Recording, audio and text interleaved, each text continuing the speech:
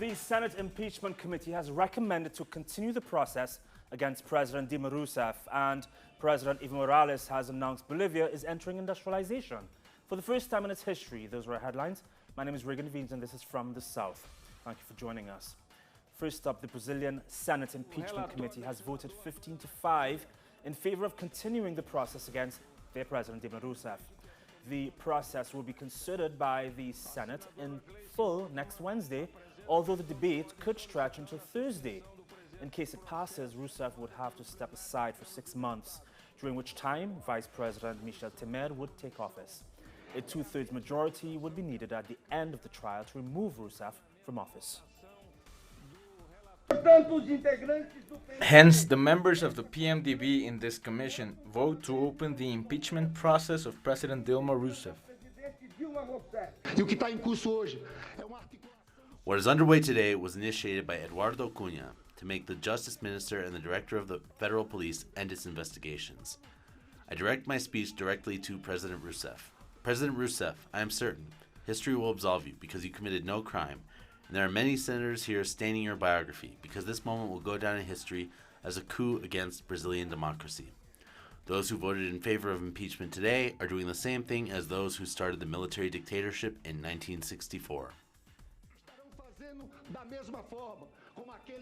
And in response, President Rousseff said that the beneficiaries of the impeachment are accomplices of the procedure, and she's repeated her refusal to resign. I am willing to resist, and I will resist until the last day. I want to thank you for being witness to what is going on.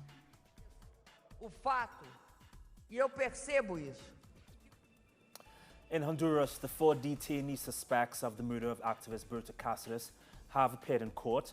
The 4 men were arrested on Monday. The 3 alleged masterminds have links to the Honduran Armed Forces and DESA, which is the hydroelectric company Cáceres was campaigning against. The 4 men are also accused of the attempted murder of the sole witness, Mexican activist Gustavo Castro. Bolivian President Evo Morales has announced an international campaign to claim his country's rights to the Silala river waters. We've decided to appeal to international courts to speak about the Silala issues.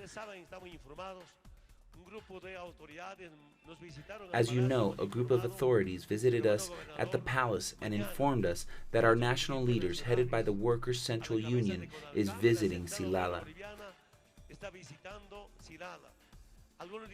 Some of the leaders didn't know the place. It's important, my dear governors, to accompany national leaders so that they assume their responsibility. Because national leaders are always attending international events, summits, so it's important that they know, defend, and propose so that we get international support like we have had regarding the sea issue. The international campaign now is in order for the world to also support us in the Silala subject.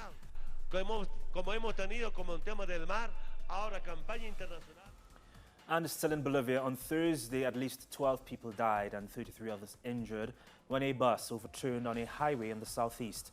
It was one of the worst traffic accidents in the country this year. Both the driver of the bus and the trailer were unhurt.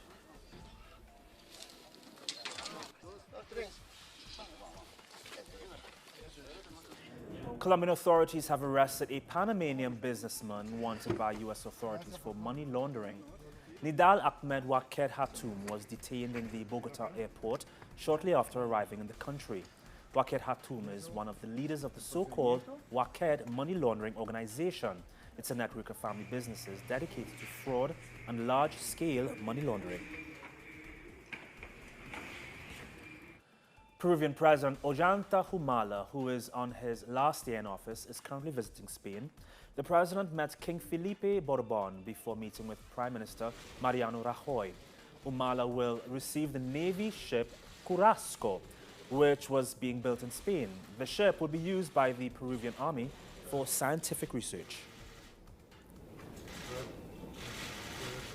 Chilean President Michelle Bachelet spoke during a press conference about the protests staged by hundreds of fishermen in the south of the country. She asked the fishermen to accept the government's aid offer and stop the protests, promising more negotiations to reach an agreement. However, protests continued. The south coast of the country is suffering one of the worst red tides in decades. If a factory stops producing, the workers should take over it. That's the message that Venezuela's President Nicolas Maduro has repeated in recent weeks as his government tries to revive the economy and reduce its dependence on much reduced oil revenue. Our correspondent Ian Bruce went to visit a small occupied factory in the center of the country. Valencia, Venezuela's main manufacturing center and home to much of the country's auto industry. But most of the car plants here have ground to a halt. That's not the case here at Sudamericana y Soplados, a small factory that used to make plastic fuel tanks. Yepsi and Jonathan led an occupation when the US-Brazilian owners abandoned it in 2014 and wrecked the main molding machine before they left. They damaged it by inventing two cables to block the valves, and they sabotaged the software in this control panel by emptying out all of the information for the different kinds of fuel tanks we made. But we've almost repaired everything now. They're using the machines that do work to recycle plastic, selecting, cleaning and grinding it for reuse. It's not just about saving their jobs and wages. They want to encourage recycling and even urban agriculture in the community, and combine this with restarting their own production.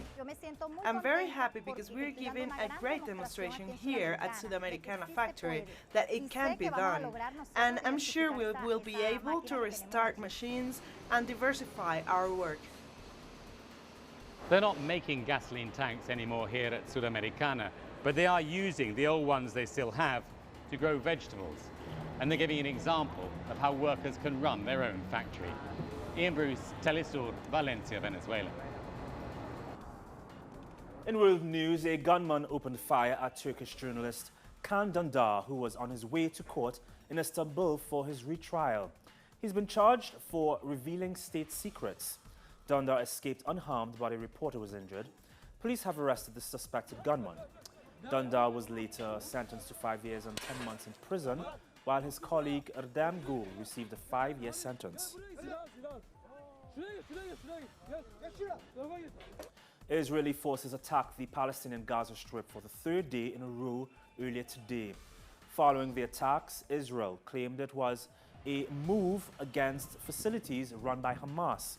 The airstrikes killed a Palestinian woman and injured several others.